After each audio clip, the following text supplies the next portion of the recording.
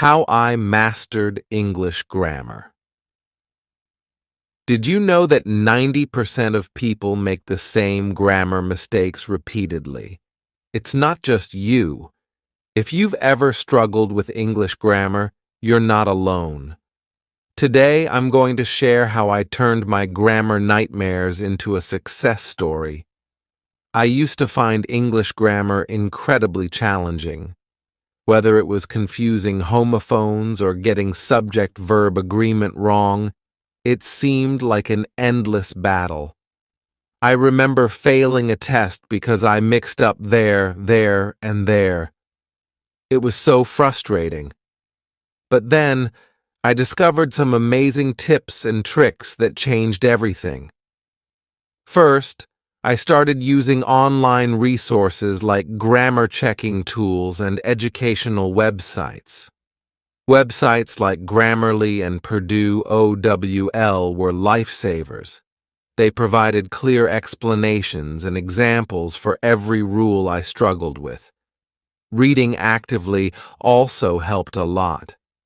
I'd highlight sentences and analyze their structure. I started reading books with a highlighter in hand, noting down any interesting sentence structures or unfamiliar words. This active reading helped reinforce correct grammar in my mind. And, of course, practice. I'd write essays and short stories, then review them for errors. I dedicated time each day to write something, anything. Later, I'd go back and review my work, looking specifically for grammar mistakes. One of the best methods was discussing grammar with friends. We'd correct each other's mistakes and learn together. It was like having a study buddy. We'd quiz each other on tricky rules and share useful tips. This peer learning was incredibly effective. But the game changer for me was learning mnemonic devices. For example, to remember the difference between affect and effect, I used the phrase, A is for action, affect. E is for end result, effect. Simple, right? Here are some more examples. For its and its, just remember its is short for it is. For who versus whom, think about replacing them with he or him. If he fits, use who. If him fits, use whom. Practice makes perfect, so I'd recommend setting aside time every day to work on these rules. Trust me, it gets easier. Another great trick is the FANBOYS mnemonic for coordinating conjunctions. For, and, nor, but, or, yet, so. Whenever you're writing compound sentences, this helps you remember which words to use. Another thing I did was read different genres: fiction, nonfiction, articles, blogs, you name it. The variety exposed me to different writing styles and sentence structures. I also kept a grammar journal. Every time I learned a new rule or made a mistake, I wrote it down. This helped me keep track of my progress and identify recurring issues. It doesn't have to be fancy, just a simple notebook where you jot down rules, exceptions, and examples. The breakthrough moment came when I combined all these methods. I was no longer afraid of grammar.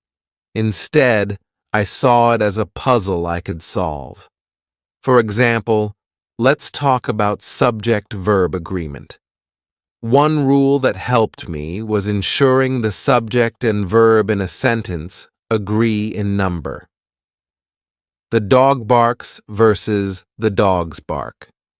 Simple checks like these make a huge difference. Another tricky area is homophones. Words that sound the same but have different meanings and spellings. My tip is to create flashcards with the word, its definition, and a sentence using it. Practice these daily. Continuous improvement grammar is something you get better at over time. Here's what you can do. 1. Regularly review your grammar journal. 2. Take online quizzes to test your knowledge. 3. Write daily and pay attention to feedback from others.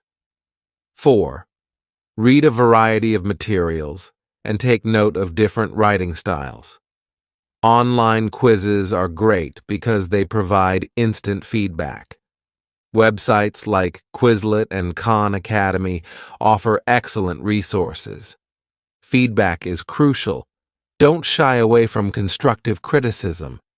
It helps you understand your mistakes and learn from them. And keep reading. The more you read, the better you understand how grammar works in different contexts. To recap, use online tools, read actively, practice regularly, discuss with friends, and use mnemonic devices. With these strategies, mastering grammar is totally achievable. Remember, it's all about consistency and practice. Grammar isn't something you learn overnight, but with dedication, you'll see improvement. Here's a quick look at my progress over the past year, from failing tests to acing them. It's been a rewarding journey. If you found these tips helpful, don't forget to like this video, share it with friends, and subscribe to my channel for more grammar tips. Keep practicing, and you'll be a grammar pro in no time.